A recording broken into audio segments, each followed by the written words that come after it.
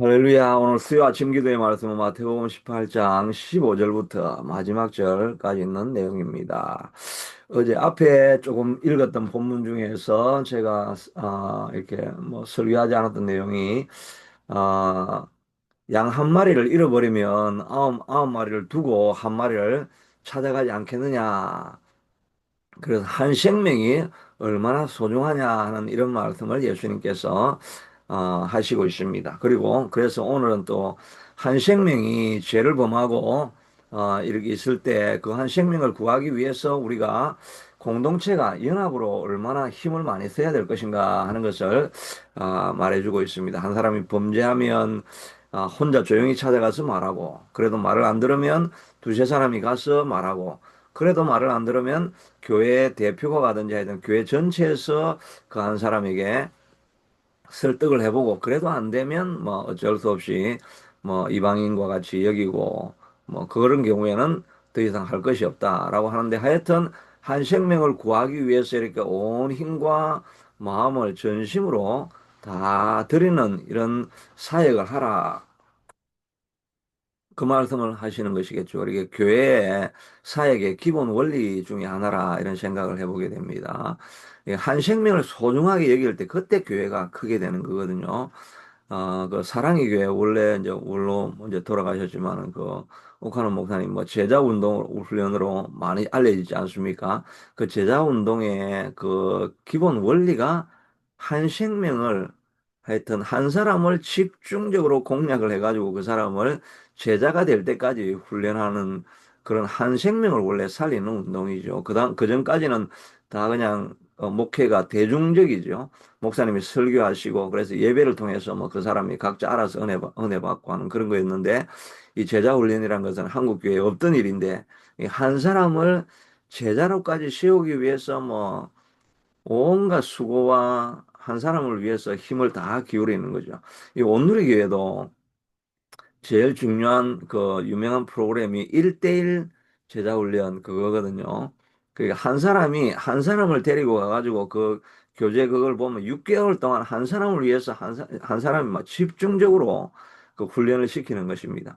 그래가지고 그 사람이 6개월 동안 은혜를 잔뜩 받게 되면 그 한 사람도 자기가 받은 은혜가 있으니까 다른 사람을 또 1대1로 해가지고 양육하고 훈련하는 그런 그 과정을 지나가는 거거든요. 그러니까 이게 뭐 교회가 원래 크려고 한 게 아닌데 그냥 한 사람을 집중하는 그 목표 원리를 가지고 했는데 교회가 뭐 엄청 커져 버렸죠.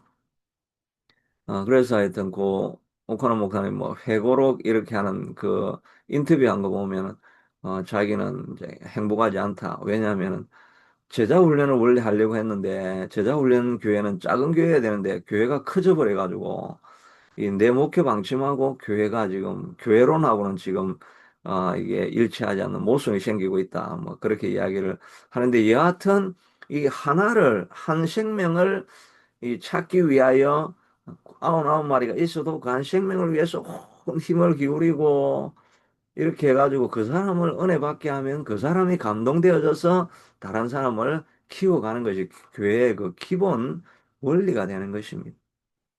저도 이제 우리 이 기도회를 위해서 제가 막 생명을 걸고 지금 이게 살아나게 되면 여러분들이 이제 이 받은 은혜를 가지고 이제 나누어 주는 거죠. 근데 이거는 여러분은 앞으로 설교는 할 수 없고, 하여튼 여러분들이 받은 은혜를 가지고 이렇게 나누어 주는 이런 사역들, 이런 게 하여튼 기본 원리가 돼야 되겠고, 이제 제가 목회할 때 기본 원리도 한 사람을 하여튼, 어떤 어려움이 있든지 간에 그 한 사람을 위해서 생명을 걸고 하여튼 그 한 사람에게 은혜를 끼쳐야 되겠다. 이런 이제 생각은 하고 있습니다. 그래서 제가 요즘은 1대1 제자 훈련 그거를 공부를 좀 해봐야 되겠다 하는 그런 생각을 가지고 있는데, 여하튼 교회의 기본 원리는 바로 이 한 사람을 세워가는 일입니다. 그래서 근데 오늘 내용은 교회에서 말하고 교회 말도 듣지 않거든 이방인과 세례와 같이 여기라. 그리고 나서 진실로 너희에게로는 무엇이든지 너희가 땅에서 매면 하늘에서도 매일 것이요 무엇이든 땅에서 풀면 하늘에서도 풀리리라 이렇게 했는데 이 똑같은 말을 앞에서 했던 거 기억납니까? 저도 어 어른어른 해가지고 이 말이 어디에 나오지? 이래가 찾아보니까 이 그 예수 베드로가 주는 그리스도의 살아계신 하나님의 아들입니다라고 하니까 이 반석 위에 내 교회를 세우리라 하고 나서 너가 땅에서 매면 하늘에서 맬 것이요 땅에서 풀면 하늘에서 풀리리라. 그렇게 해서 이거는 뭐 교회 권세에 대한 이런 내용이기도 한데 또 오늘 본문에서는 이제 용서하면 용서받을 것이고 뭐 이런 의미로 이렇게 되어지기도 하고 또 영적으로 좀 더 해석을 하면 이 사단이 우리에게 영향력을 딱 이렇게 막 악한 영향력을 미치고 있을 때 사단은 묶임을 받을지어다라고 이렇게 우리가 꽉 메어버리면 우리가 믿음으로 선포해버리면 그 사단의 영향력이 꽉 묶임을 받게 된다는 것입니다. 그리고 우리가 풀면 이 질병과 죄책과 또 저주와 이런 데 묶여 있는 사람들에 대해서는 우리가 예수 이름으로 이 모든 묶고 있는 저주들은 다 풀릴지어다라고 이렇게 우리가 믿음으로 선포를 하면 이 우리가 선포를 해서 풀으라고 하면 사단이 묶고 있던 것이 풀려진다는 것입니다. 우리 앞에 맡고 있던 장애에 대해서 우리가 풀려질지어다라고 하면 하늘에서도 듣고 그것을 풀어주신다는 것입니다. 우리도 악한 영향력에 대해서는 이 중독의 영향력은 묶임을 받을지어다 하고 묶어버리면 이 그 악한 영향들이 묶임을 받고 우리에게 영향력을 미치지 못하게 된다는 것이죠. 그러니까 우리가 이 땅에서 우리가 믿음으로 예수의 이름으로 선포를 하면 된다는 것입니다. 선포를 하는데 이 선포를 할 때, 그 다음에 나오는 말, 얘기로는 너희 중에 두 사람이 땅에서 합심하며 무엇이든지 구하면 하늘에게서, 아버지께서 이루어주시라. 두세 사람이 모인 곳에 나도 그들 중에 있느니라고 하는 것은 이 합심해서 기도할 때 정말 강력한 능력이 나타나서 그 우리를 묶고 있는 어떤 한 성도를 향해서 묶고 있는 질병과 저주와 또 그 죄책감 이런 것이 꽉 눌려 있는 것을 그냥 공동체가 합심해서 기도를 해버리면 그때 강력한 능력이 나타난다는 걸 이렇게 말해주고 있죠. 지난번에 말씀 어떤 목사님이 자기 딸이 막 가출을 해가지고 불황하더라고 어울려 다니고 막 이러니까 목사님이 소가리를 엄청 하다가 또 목회자 자녀가 그러니까 이거 교회 말을 할 수도 없고 이렇게 하다가 이제 뭐 상황이 심각해지니까 교회에 이제 오픈을 해서 우리 딸을 위해서 기도해 주십시오라고 했는데 막 이 교회가 미국 교회인데 막 철야를 하는 게 우리는 금요 철야인데 이쪽은 화요 철야를 해가지고 온 성도가 이제 목사님을 향해서 막 정말 이렇게 그 산실에서 애를 낳는 고통, 막 그런 고통을 가지고 막 떼굴떼굴 구르면서 성도가 그렇게 간절히 기도했다고 합니다. 정말 이런 우리 좋은 공동체가 돼야 돼요. 진짜 다른 사람을 위해서 기도합시다고 하면은 막 진짜 자기가 애 낳는 그런 고통을 가지고 간절하게 막 기도를 했더니 그냥 그 다음날 아침에 얘가 막 벌벌 떨면서 돌아왔다는 거 아닙니까? 막 어젯밤에 자는데 막 자기가 지옥불에 떨어져 가지고 막 지옥 구덩이에서 그 막 뜨거운 불 속에서 막 너무너무 고통스럽게 고함을 막 지르다가 잠을 깨었는데 막 그 고통이 너무너무 생생하게 와가지고 와 이러다가 내가 지옥 가서 지옥불에 내가 떨어져 죽는구나 이런 막 공포감이 막 몰려오니까 당장 일어나가지고 새벽에 돌아와가지고 무릎을 팍 꿇으면서 잘못했습니다. 내가 돌아오겠습니다.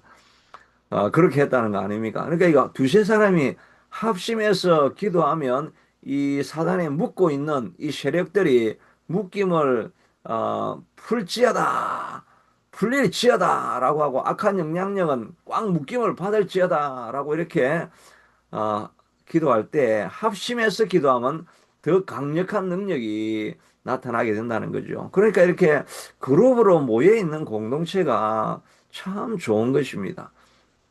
요즘은 이제 그 가난한 교인들이 많이 있죠. 그 가난한 교인들은 뭐 그분들도 우리가 이해를 해야 됩니다. 교회 가면 얼마나 많이 상처를 주면 그 나가서 상처를 안 받으려고 자기 어쩔 수 없이 안 나오는 사람들도 많이 있죠. 물론 게을러서 안 나오는 사람들도 있지만은 그, 그런 사람들도 이해를 해야 되지만 하여튼 이 같은 공동체 안에 들어와서 합심해서 기도할 때 강력한 능력이 나타나게 된다는 것입니다. 그러니까 우리도 기도 제목을 내놓고 같이 전심을 다해서 이렇게 기도해 주게 될 때, 아, 그 하나님의 역사하심이 더 크게 빠르게 신속하게 나타날 수가 있게 되는 것이겠죠. 우리도 한 마음으로 이렇게 같이 기도할 수 있으면 좋겠습니다. 그러고 나니까 베드로가 주여 형제가 내게 범죄하면 몇 번이나 용서하리가 주리까 7번 하리까 이렇게 이야기하니까 7번뿐 아니라 이런에 7번도 해야 된다라고 이야기했는데 앞에서 그 예수님이 실족하게 하는 자는 큰 그 책임감이 있을 것이다라고 이야기를 하니까 내가 실족하게 하는 나를 막 실망시키고 나를 분노하게 하는 이런 사람을 몇 번 용서해야 됩니까? 뭐 그런 의미로 이야기를 했겠지요. 그렇게 하니까 우리가 잘 아는 것처럼 이런에 7번보다 무한대로 용서를 하라는 것입니다.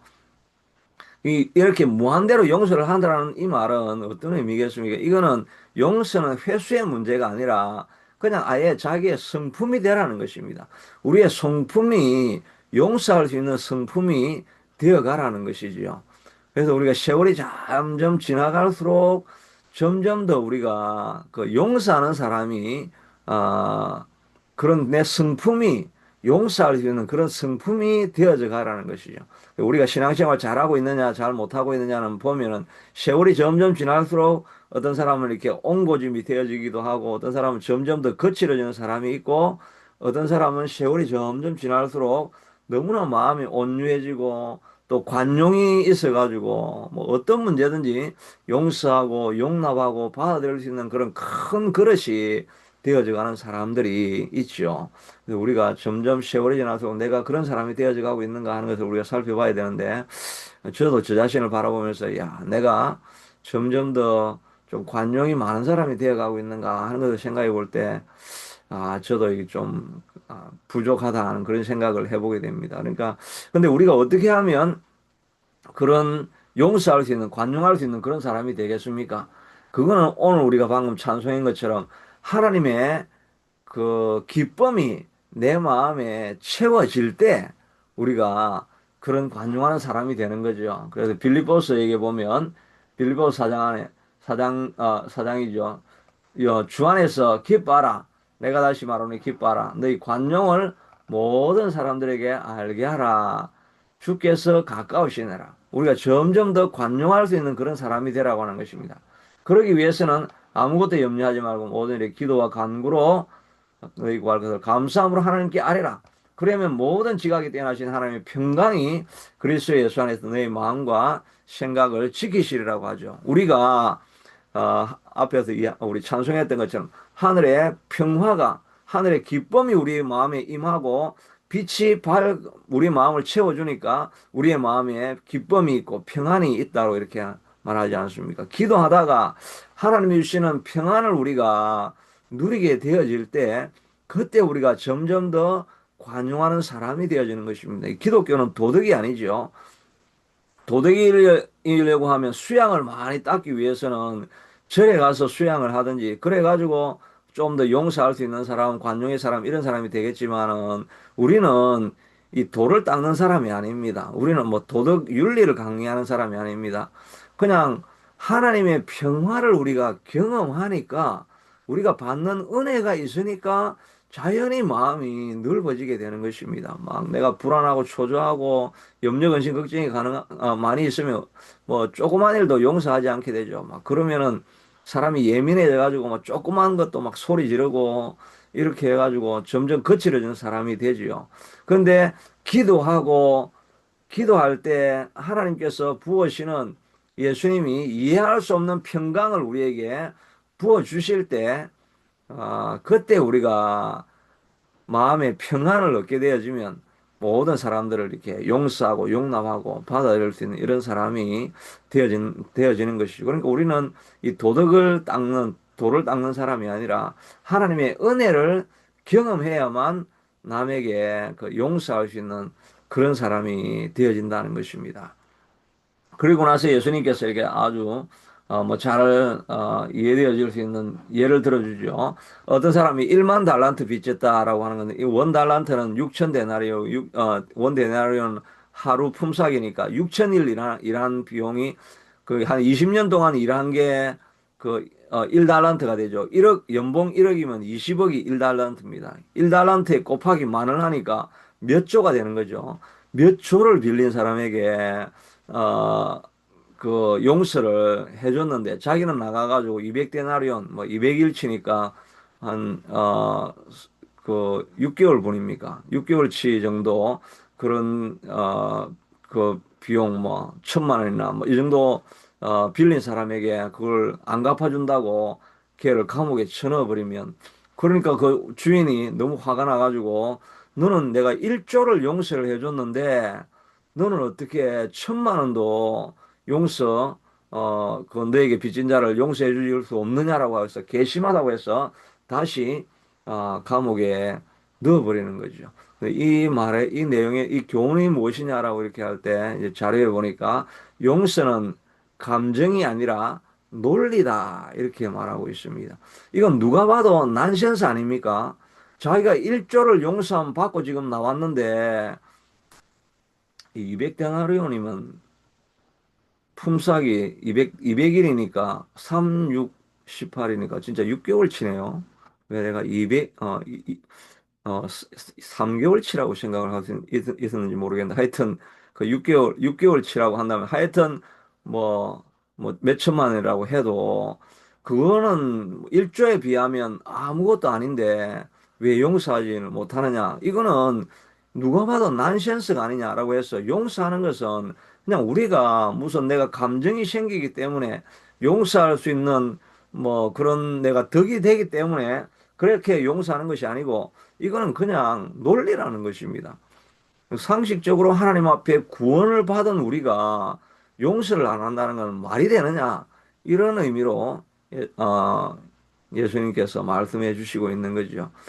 그런데 이 전제 조건이 있습니다. 전제 조건이 우리가 용서를 받았다는 그 확신이 있어야 되는 거죠.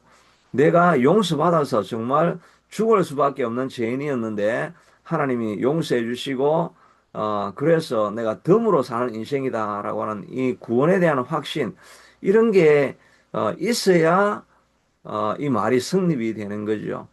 여하튼 우리는 이제 구원받은 은혜, 이런 감격들을 우리가 다 누린 사람들 아닙니까? 그렇다고 한다면 우리가 해야 될 일은 용서하지 않는 것은 난센스다는 것입니다. 그런데 나도 상처를 많이 받았고 지금도 또 용서해 주지만 또 내게 상처를 줄 사람이고 이런데도 내가 또 뭐 호구가 되어서 또 내가 용서를 해줘야 됩니까? 그런 마음이 들 수가 있죠. 용서하고 싶은 마음이 안 생길 때가 있습니다. 그럼에도 불구하고 이건 감정의 문제가 아니라 논리의 문제이기 때문에 무조건 용서를 하기로 선포를 하고 용서를 하라는 것입니다. 근데 용서를 하게 되면 하나님께서 그 용서할 마음을 주시게 된다는 거죠. 뭐 코리텐범 여사의 이야기 뭐 여러 번 이야기하지 않았습니까? 자기가 감옥에 있을 때 자기 언니를 겁탈하고 막 고문을 하고 이랬던 사람이 우리가 화해해야 됩니다. 용서해야 됩니다. 이렇게 선포를 하고 나니까 나는 용서받았다고 하면서 나와가지고 막 룰루랄라 하면서 나는 용서받았다고 하는 그 사람을 보니까 막 속이 뒤집어지고 저 사람은 용서받으면 안 됩니다. 하나님, 내가 아무리 용서라고 이야기했지만 저런 사람이 어떻게 용서를 받을 수 있습니까? 도저히 내가 용서할 수 없습니다. 하는데 뭐 강연 끝나고 나서 이제 악수하러 다 오는데 이 사람도 룰루랄라 하면서 용서받으러 오니까 하나님 도저히 저 사람 안 됩니다 하는데 그 하나님이 자기 마음속에 야, 내가 묻는 것은 너가 용서할 수 있느냐 없느냐 너 능력을 묻는 게 아니라 너가 용서하라는 내 명령에 순종할래 안 순종할래 그 마음을 주니까 하나님 내가 용서할 마음은 진짜 쥐꼬리만큼도 없지만은 하나님의 말씀이니까 그냥 순종하겠습니다 하고 그냥 악수를 하고 그다음에 자기가 허그를 하는 그 순간에 자기 마음에 이 사람도 한 인간인데 하면서 긍휼의 마음이 일어나서 그 사람을 용서하고 받아들이고 포용할 수 있게 되었다고 하지 않습니까? 하나님 말씀에 순종하고 이건 그냥 논리니까 그냥 내가 다 용서하겠습니다라고 용서하고 용납하고 받아들일 때 그때 용서할 마음을 하나님께서 주시게 되는 것입니다. 왜 우리가 이렇게 말도 되지 않는 그 사람을 내가 상처를 주면 또 상처를 줄 그 사람을 내가 왜 용서해야 되겠습니까? 그래야 우리가 감옥에 들어가지 않기 때문입니다. 마지막에 그렇게 감옥을 놓아여 빛을 갚도록 옥졸들에게 넘기니라. 그래서 옥졸들에게 넘기니라 그 말은 이제 감옥에 들어갔다는 이야기 아닙니까? 우리가 말도 안 되는 일이지만 우리가 용서를 하지 않으면 우리가 감옥에 들어간다는 것입니다. 우리가 어떤 감옥에 들어갑니까?